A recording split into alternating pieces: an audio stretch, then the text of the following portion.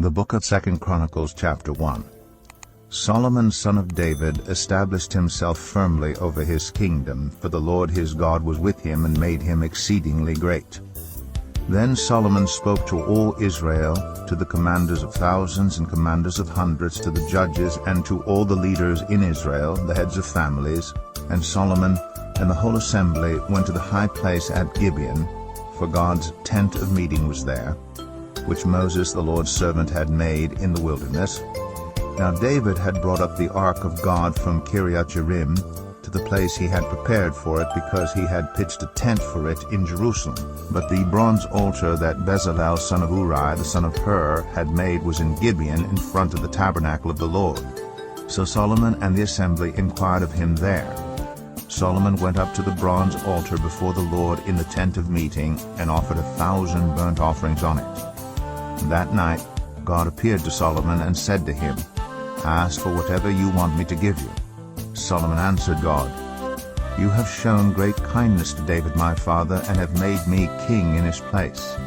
Now, Lord God, let your promise to my father David be confirmed. For you have made me king over a people who are as numerous as the dust of the earth.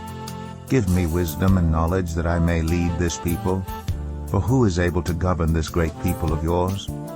God said to Solomon, "Since this is your heart's desire, and you have not asked for wealth, possessions, or honor, nor for the death of your enemies, and since you have not asked for a long life, but for wisdom and knowledge to govern my people, over whom I have made you king, therefore wisdom and knowledge will be given you. And I will also give you wealth, possessions, and honor, such as no king who was before you ever had, and none after you will have." Then Solomon went to Jerusalem from the high place at Gibeon, from before the tent of meeting, and he reigned over Israel. Solomon accumulated chariots and horses. He had 1,400 chariots and 12,000 horses, which he kept in the chariot cities, and also with him in Jerusalem. The king made silver and gold as common in Jerusalem as stones, and cedar as plentiful as sycamore fig trees in the foothills. Solomon's horses were imported from Egypt and from Kue. The royal merchants purchased them from Kue at the current price. They imported a chariot from Egypt for 600 shekels of silver, and a horse for 150. They also exported them to all the kings of the Hittites and of the Arameans. 2 Chronicles 2. Solomon gave orders to build a temple for the name of the Lord, and a royal palace for himself. He conscripted 70,000 men as carriers, and 80,000 as stone cutters in the hills, and 3,600 as foremen over them. Solomon sent this message to Hiram king of Tyre: "Send me cedar logs, as you did for my father David, when you sent him cedar to build a palace to live in. Now I am about to build a temple for the name of the Lord my God, and to dedicate it to him, for burning fragrant incense before him, for setting out the consecrated bread regularly, and for making burnt offerings every morning and evening, and on the Sabbaths, at the new moons, and at the appointed festivals of the Lord our God. This is a lasting ordinance for Israel. The temple I am going to build will be great, because our God is greater than all other gods. But who is able to build a temple for him, since the heavens, even the highest heavens, cannot contain him? Who then am I to build a temple for him, except as a place to burn sacrifices before him? Send me, therefore, a man skilled to work in gold and silver, bronze and iron, and in purple, crimson, and blue yarn, and experienced in the art of engraving, to work in Judah and Jerusalem with my skilled workers, whom my father David provided.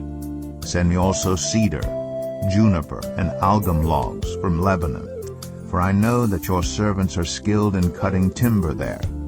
My servants will work with yours to provide me with plenty of lumber, because the temple I build must be large and magnificent. I will give your servants, the woodsmen who cut the timber, 20,000 cores of ground wheat, 20,000 cores of barley, 20,000 baths of wine, and 20,000 baths of olive oil." Hiram king of Tyre replied by letter to Solomon, "Because the Lord loves his people, he has made you their king. And Hiram added, Praise be to the Lord, the God of Israel, who made heaven and earth. He has given King David a wise son, endowed with intelligence and discernment, who will build a temple for the Lord and a palace for himself. I am sending you Huram-Abi, a man of great skill, whose mother was from Dan and whose father was from Tyre. He is trained to work in gold and silver, bronze and iron, stone and wood, and with purple and blue and crimson yarn and fine linen. He is experienced in all kinds of engraving and can execute any design given to him. He will work with your skilled workers and with those of my lord, David your father. Now let my lord send his servants the wheat and barley and the olive oil and wine he promised. And we will cut all the logs from Lebanon that you need, and will float them as rafts by sea down to Joppa. You can then take them up to Jerusalem. Solomon took a census of all the foreigners residing in Israel after the census his father David had taken, and they were found to be 153,600. He assigned 70,000 of them to be carriers, and 80,000 to be stone cutters in the hills, with 3,600 foremen over them to keep the people working. 2 Chronicles 3. Then Solomon began to build the temple of the Lord in Jerusalem on Mount Moriah, where the Lord had appeared to his father David. It was on the threshing floor of Araunah, the Jebusite, the place provided by David. He began building on the 2nd day of the 2nd month in the 4th year of his reign. The foundation Solomon laid for building the temple of God was 60 cubits long and 20 cubits wide, using the cubit of the old standard. The portico at the front of the temple was 20 cubits long across the width of the building and 20 cubits high. He overlaid the inside with pure gold. He paneled the main hall with juniper and covered it with fine gold and decorated it with palm tree and chain designs. He adorned the temple with precious stones, and the gold he used was gold of Parvaim. He overlaid the ceiling beams, door frames, walls, and doors of the temple with gold, and he carved a cherubim on the walls. He built the most holy place, its length corresponding to the width of the temple, 20 cubits long and 20 cubits wide. He overlaid the inside with 600 talents of fine gold. The gold nails weighed 50 shekels. He also overlaid the upper parts with gold. For the most holy place he made a pair of sculptured cherubim and overlaid them with gold. The total wingspan of the cherubim was 20 cubits. One wing of the first cherub was 5 cubits long and touched the temple wall, while its other wing, also 5 cubits long, touched the wing of the other cherub. Similarly, one wing of the second cherub was 5 cubits long and touched the other temple wall, and its other wing, also 5 cubits long, touched the wing of the first cherub. The wings of these cherubim extended 20 cubits. They stood on their feet, facing the main hall. He made the curtain of blue, purple, and crimson yarn and fine linen, with cherubim worked into it. For the front of the temple he made 2 pillars, which together were 35 cubits long, each with a capital 5 cubits high. He made interwoven chains, and he put them on top of the pillars. He also made 100 pomegranates and attached them to the chains. He erected the pillars in the front of the temple, one to the south and one to the north. The one to the south he named Jachin, and the one to the north Boaz. 2 Chronicles 4. He made a bronze altar 20 cubits long, 20 cubits wide, and 10 cubits high. He made the sea of cast metal, circular in shape, measuring 10 cubits from rim to rim, and 5 cubits high. It took a line of 30 cubits to measure around it. Below the rim, figures of bulls encircled it, 10 to a cubit. The bulls were cast in 2 rows in one piece with the sea. The sea stood on 12 bulls, 3 facing north, 3 facing west, 3 facing south, and 3 facing east. The sea rested on top of them, and their hindquarters were toward the center. It was a handbreadth in thickness, and its rim was like the rim of a cup, like a lily blossom. It held 3,000 baths. He then made 10 basins for washing, and placed 5 on the south side and 5 on the north. In them the things to be used for the burnt offerings were rinsed, but the sea was to be used by the priests for washing. He made 10 gold lampstands according to the specifications for them, and placed them in the temple, 5 on the south side and 5 on the north. He made 10 tables and placed them in the temple, 5 on the south side and 5 on the north. He also made 100 gold sprinkling bowls.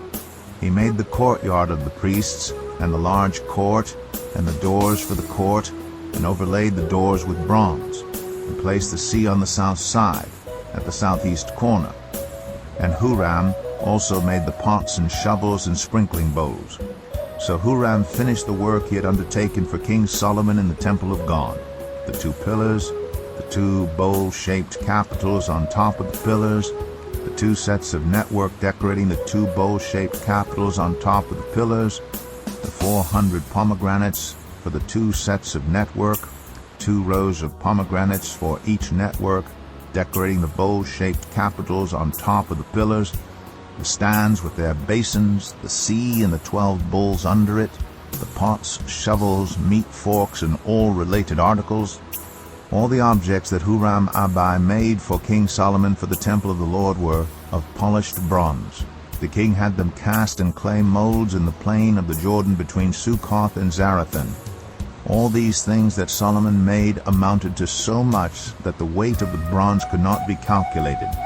Solomon also made all the furnishings that were in God's temple: the golden altar, the tables on which was the bread of the presence, the lampstands of pure gold with their lamps, to burn in front of the inner sanctuary as prescribed, the gold floral work, and lamps and tongs. They were solid gold. The pure gold wick trimmers, sprinkling bowls, dishes, and censers, and the gold doors of the temple, the inner doors to the most holy place, and the doors of the main hall. 2 Chronicles 5. When all the work Solomon had done for the temple of the Lord was finished, he brought in the things his father David had dedicated, the silver and gold, and all the furnishings, and he placed them in the treasuries of God's temple. Then Solomon summoned to Jerusalem the elders of Israel, all the heads of the tribes, and the chiefs of the Israelite families, to bring up the ark of the Lord's covenant from Zion, the city of David. And all the Israelites came together to the king at the time of the festival in the 7th month. When all the elders of Israel had arrived, the Levites took up the ark, and they brought up the ark and the tent of meeting and all the sacred furnishings in it. The Levitical priests carried them up, and King Solomon and the entire assembly of Israel that had gathered about him were before the ark, sacrificing so many sheep and cattle that they could not be recorded or counted.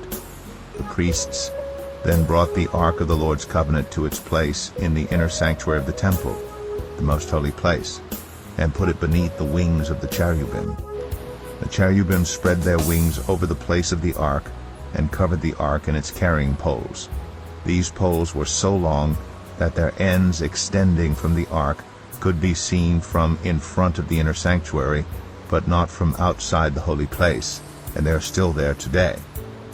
There was nothing in the ark except the 2 tablets that Moses had placed in it at Horeb, where the Lord made a covenant with the Israelites after they came out of Egypt. The priests then withdrew from the holy place. All the priests who were there had consecrated themselves, regardless of their divisions. All the Levites who were musicians, Asaph, Heman, Jeduthun, and their sons and relatives, stood on the east side of the altar, dressed in fine linen and playing cymbals, harps, and lyres. They were accompanied by 120 priests sounding trumpets. The trumpeters and musicians joined in unison to give praise and thanks to the Lord, accompanied by trumpets, cymbals, and other instruments. The singers raised their voices in praise to the Lord and sang, "He is good, His love endures forever." Then the temple of the Lord was filled with a cloud, and the priests could not perform their service because of the cloud, for the glory of the Lord filled the temple of God. 2 Chronicles 6. Then Solomon said, "The Lord has said that he would dwell in a dark cloud. I have built a magnificent temple for you, a place for you to dwell forever." While the whole assembly of Israel was standing there, the king turned around and blessed them. Then he said, "Praise be to the Lord, the God of Israel, who with his hands has fulfilled what he promised with his mouth to my father David. For he said, 'Since the day I brought my people out of Egypt, I have not chosen a city in any tribe of Israel to have a temple built so that my name might be there. Nor have I chosen anyone to be ruler over my people Israel. But now I have chosen Jerusalem for my name to be there, and I have chosen David to rule my people Israel. My father David had it in his heart to build a temple for the name of the Lord, the God of Israel. But the Lord said to my father David, You did well to have it in your heart to build a temple for my name. Nevertheless, you are not the one to build the temple, but your son, your own flesh and blood, he is the one who will build the temple for my name. The Lord has kept the promise he made. I have succeeded David my father, and now I sit on the throne of Israel, just as the Lord promised, and I have built the temple for the name of the Lord, the God of Israel. There I have placed the ark, in which is the covenant of the Lord that he made with the people of Israel." Then Solomon stood before the altar of the Lord in front of the whole assembly of Israel, and spread out his hands. Now he had made a bronze platform 5 cubits long, 5 cubits wide, and 3 cubits high, and had placed it in the center of the outer court. He stood on the platform and then knelt down before the whole assembly of Israel, and spread out his hands toward heaven. He said, "Lord, the God of Israel, there is no God like you in heaven or on earth.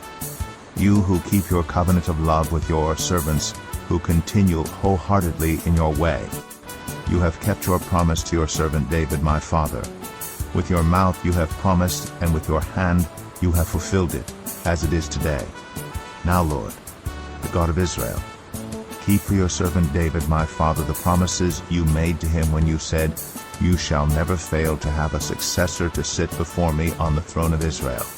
If only your descendants are careful in all they do to walk before me according to my law, as you have done. And now, Lord, the God of Israel, let your word that you promised your servant David come true. But will God really dwell on earth with humans? The heavens, even the highest heavens, cannot contain you. How much less this temple I have built? Yet, Lord my God, give attention to your servant's prayer and his plea for mercy. Hear the cry and the prayer that your servant is praying in your presence. May your eyes be open toward this temple day and night, this place of which you said you would put your name there. May you hear the prayer your servant prays toward this place. Hear the supplications of your servant and of your people Israel when they pray toward this place. Hear from heaven, your dwelling place, and when you hear, forgive.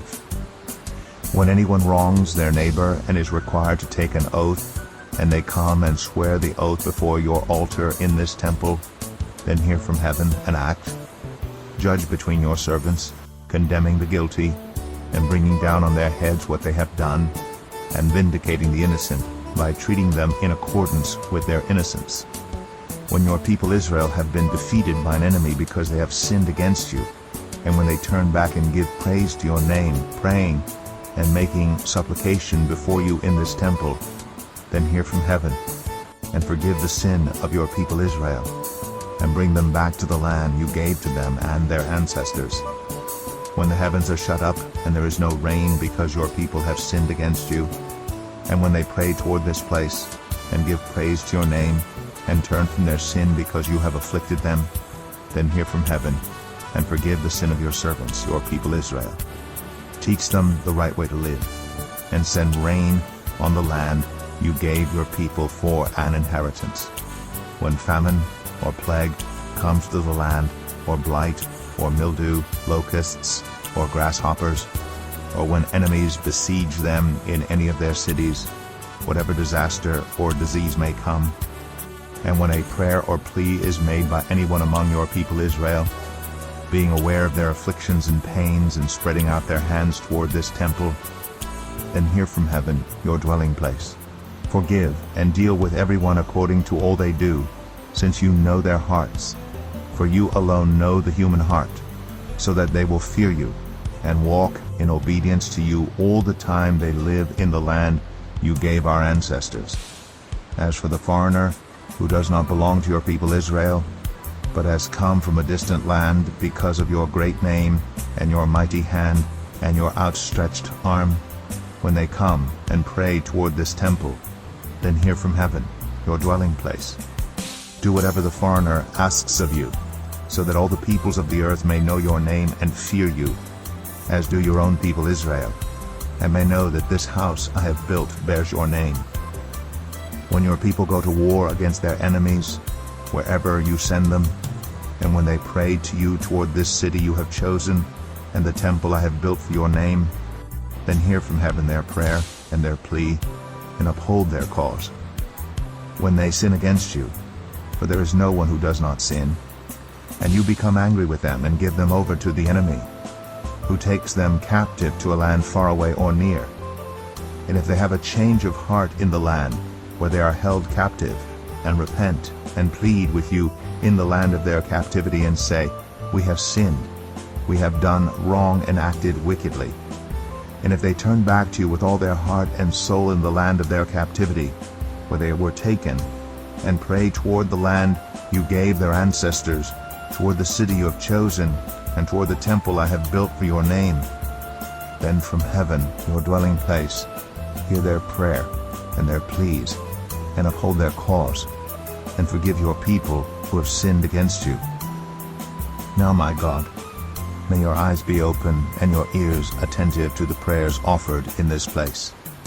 Now arise, Lord God, and come to your resting place, you and the ark of your might. May your priests, Lord God, be clothed with salvation. May your faithful people rejoice in your goodness. Lord God, do not reject your anointed one. Remember the great love promised to David, your servant. 2 Chronicles 7. When Solomon finished praying, fire came down from heaven and consumed the burnt offering and the sacrifices, and the glory of the Lord filled the temple. The priests could not enter the temple of the Lord because the glory of the Lord filled it. When all the Israelites saw the fire coming down and the glory of the Lord above the temple, they knelt on the pavement with their faces to the ground, and they worshipped and gave thanks to the Lord, saying, He is good, His love endures forever. Then the king and all the people offered sacrifices before the Lord. And King Solomon offered a sacrifice of 22,000 head of cattle and 120,000 sheep and goats. So the king and all the people dedicated the temple of God. The priests took their positions, as did the Levites, with the Lord's musical instruments, which King David had made for praising the Lord, and which were used when he gave thanks, saying, His love endures forever. Opposite the Levites, the priests blew their trumpets, and all the Israelites were standing. Solomon consecrated the middle part of the courtyard in front of the temple of the Lord, and there he offered burnt offerings and the fat of the fellowship offerings, because the bronze altar he had made could not hold the burnt offerings, the grain offerings, and the fat portions. So Solomon observed the festival at that time for 7 days, and all Israel with him, a vast assembly, people from Lebo Hamath to the Wadi of Egypt. On the 8th day they held an assembly, for they had celebrated the dedication of the altar for 7 days, and the festival for 7 days more. On the 23rd day of the 7th month he sent the people to their homes, joyful and glad in heart for the good things the Lord had done for David and Solomon, and for his people Israel. When Solomon had finished the temple of the Lord and the royal palace, and had succeeded in carrying out all he had in mind to do in the temple of the Lord and in his own palace, the Lord appeared to him at night and said, I have heard your prayer, and have chosen this place for myself as a temple for sacrifices. When I shut up the heavens so that there is no rain, or command locusts to devour the land, or send a plague among my people, if my people, who are called by my name, will humble themselves and pray and seek my face and turn from their wicked ways, then I will hear from heaven, and I will forgive their sin and will heal their land. Now my eyes will be open and my ears attentive to the prayers offered in this place. I have chosen and consecrated this temple so that my name may be there forever. My eyes and my heart will always be there. As for you, if you walk before me faithfully, as David your father did, and do all I command, and observe my decrees and laws, I will establish your royal throne, as I covenanted with David your father when I said, You shall never fail to have a successor to rule over Israel. But if you turn away and forsake the decrees and commands I have given you, and go off to serve other gods and worship them, then I will uproot Israel from my land, which I have given them, and will reject this temple I have consecrated for my name.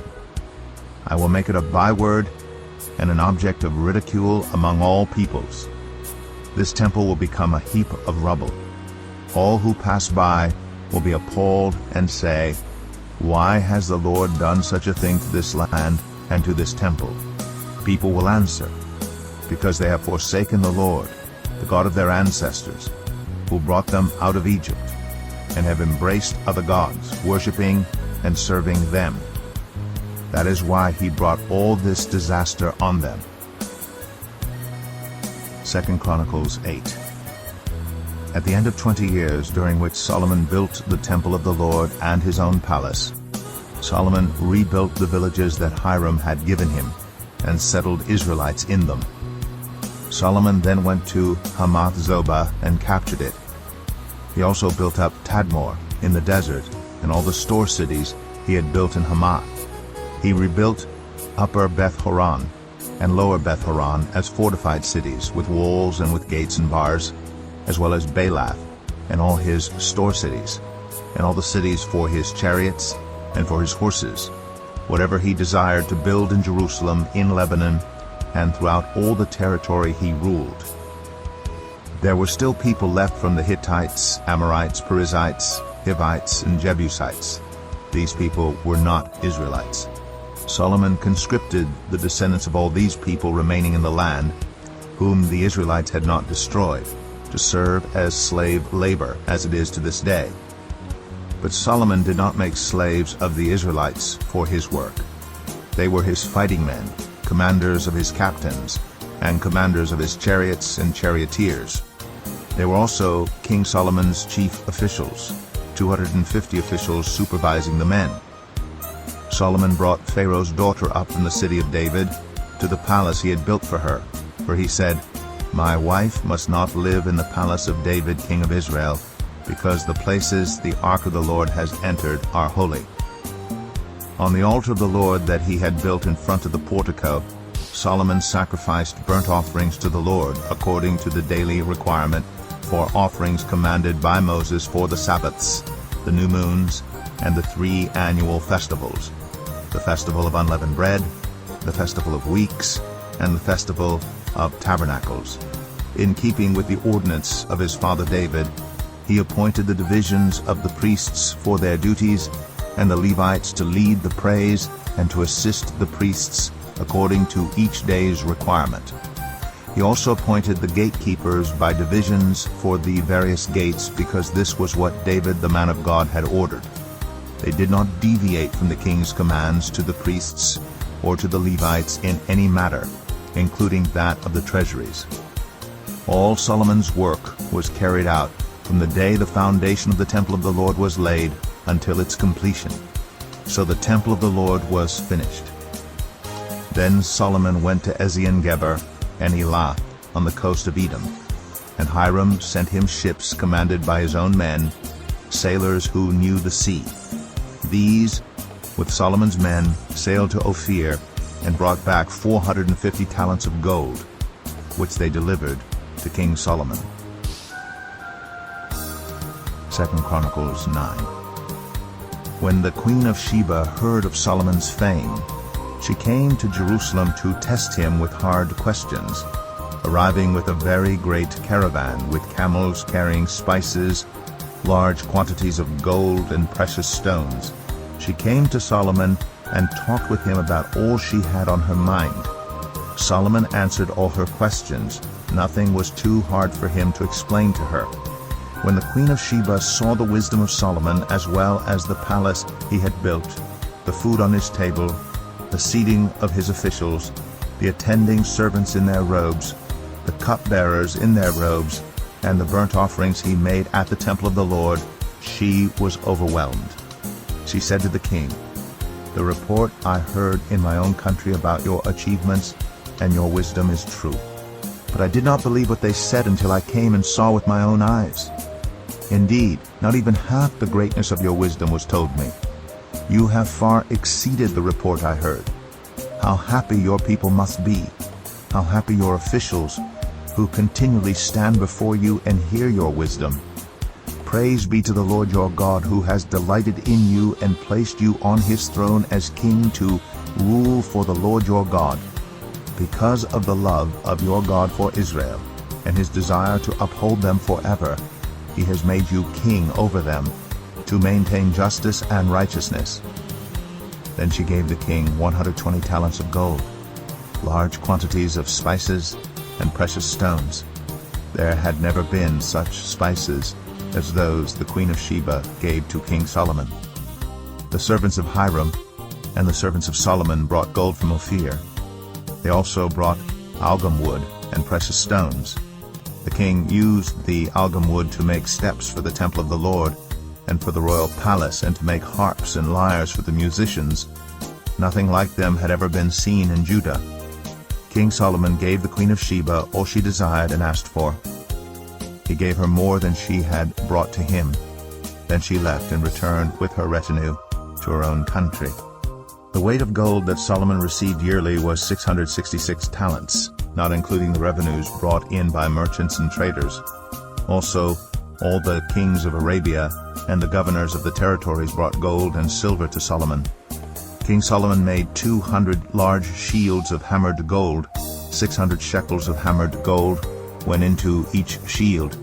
He also made 300 small shields of hammered gold, with 300 shekels of gold in each shield. The king put them in the palace of the forest of Lebanon. Then the king made a great throne covered with ivory and overlaid with pure gold. The throne had 6 steps, and a footstool of gold was attached to it. On both sides of the seat were armrests with a lion standing beside each of them. 12 lions stood on the 6 steps, one at either end of each step. Nothing like it had ever been made for any other kingdom. All King Solomon's goblets were gold, and all the household articles in the palace of the forest of Lebanon were pure gold. Nothing was made of silver, because silver was considered of little value in Solomon's day. The king had a fleet of trading ships, manned by Hiram's servants. Once every 3 years it returned, carrying gold, silver, and ivory, and apes and baboons. King Solomon was greater in riches and wisdom than all the other kings of the earth. All the kings of the earth sought audience with Solomon to hear the wisdom God had put in his heart. Year after year, everyone who came brought a gift, articles of silver and gold, and robes, weapons and spices, and horses and mules.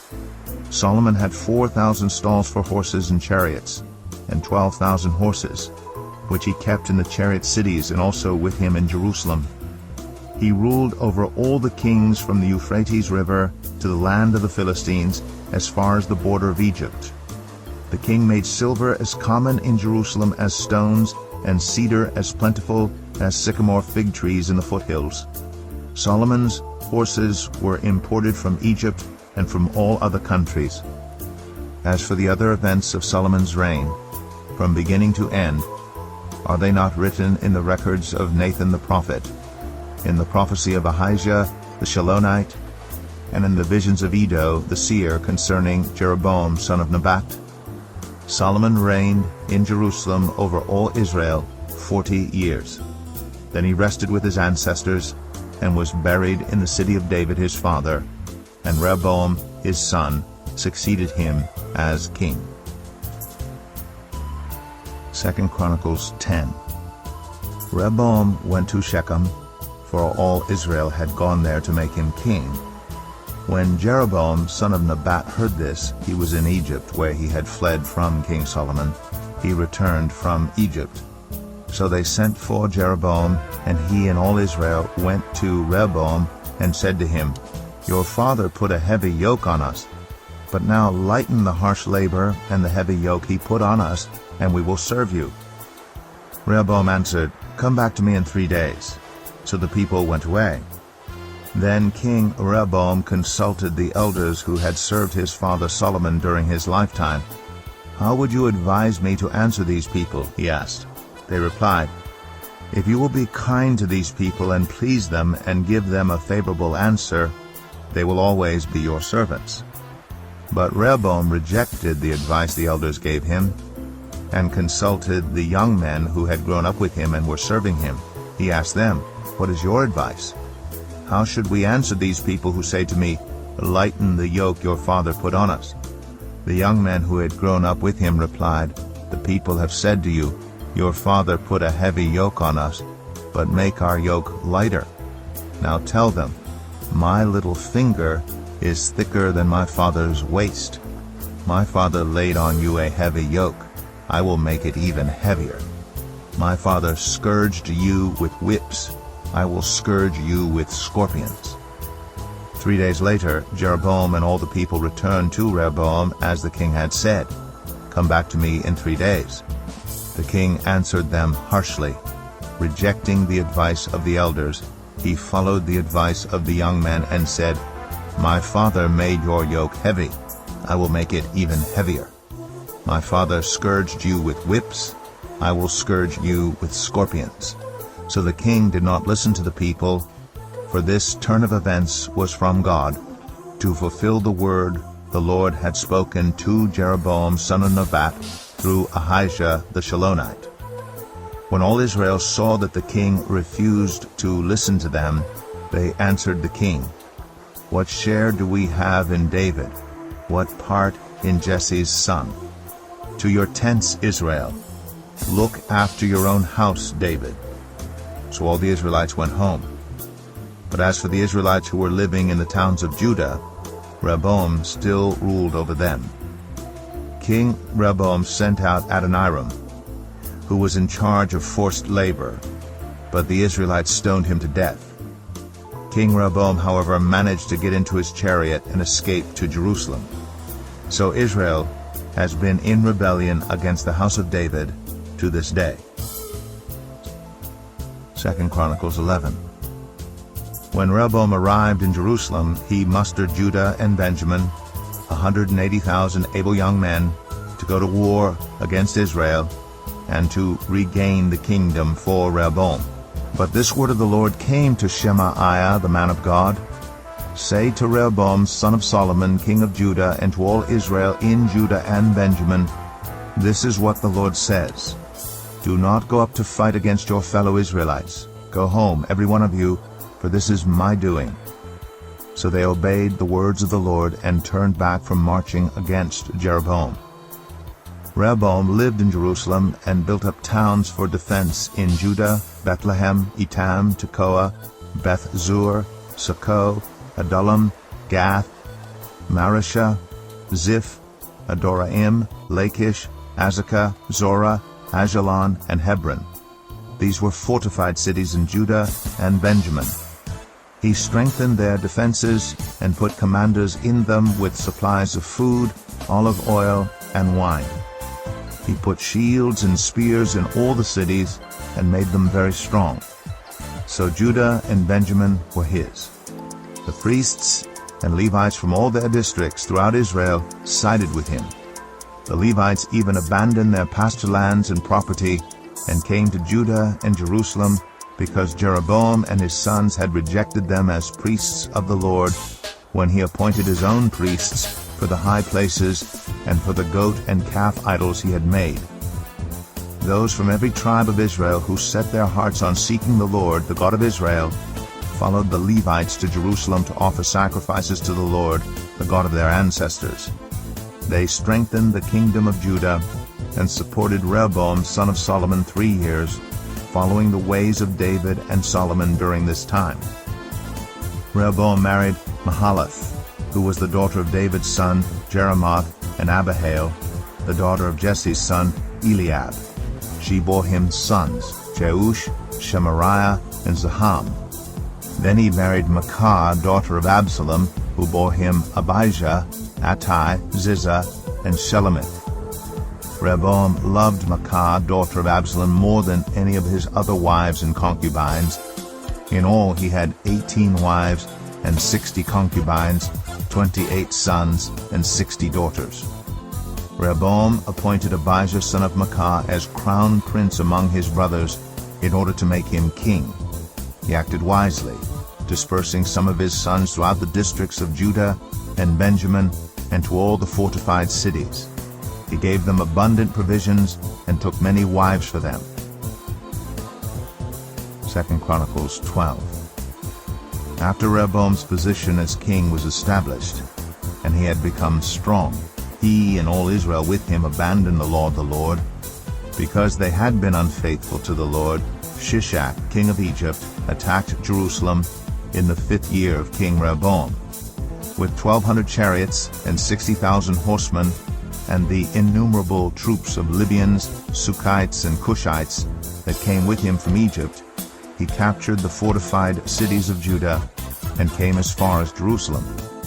Then the prophet Shemaiah came to Rehoboam and to the leaders of Judah who had assembled in Jerusalem for fear of Shishak, and he said to them, "This is what the Lord says, You have abandoned me, therefore I now abandon you to Shishak." The leaders of Israel and the king humbled themselves and said, "The Lord is just." When the Lord saw that they humbled themselves, this word of the Lord came to Shemaiah, "Since they have humbled themselves, I will not destroy them, but will soon give them deliverance. My wrath will not be poured out on Jerusalem through Shishak. They will, however, become subject to him, so that they may learn the difference between serving me and serving the kings of other lands." When Shishak, king of Egypt, attacked Jerusalem, he carried off the treasures of the temple of the Lord and the treasures of the royal palace. He took everything, including the gold shields Solomon had made. So King Rehoboam made bronze shields to replace them, and assigned these to the commanders of the guard on duty at the entrance to the royal palace. Whenever the king went to the Lord's temple, the guards went with him, bearing the shields, and afterward they returned them to the guardroom. Because Rehoboam humbled himself, the Lord's anger turned from him, and he was not totally destroyed. Indeed, there was some good in Judah.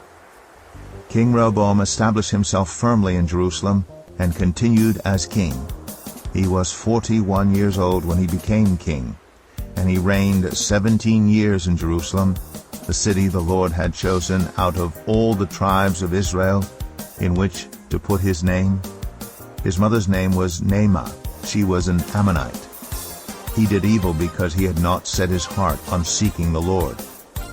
As for the events of Rehoboam's reign, from beginning to end, are they not written in the records of Shemaiah the prophet, and of Iddo the seer that deal with genealogies? There was continual warfare between Rehoboam and Jeroboam. Rehoboam rested with his ancestors and was buried in the city of David, and Abijah his son succeeded him as king.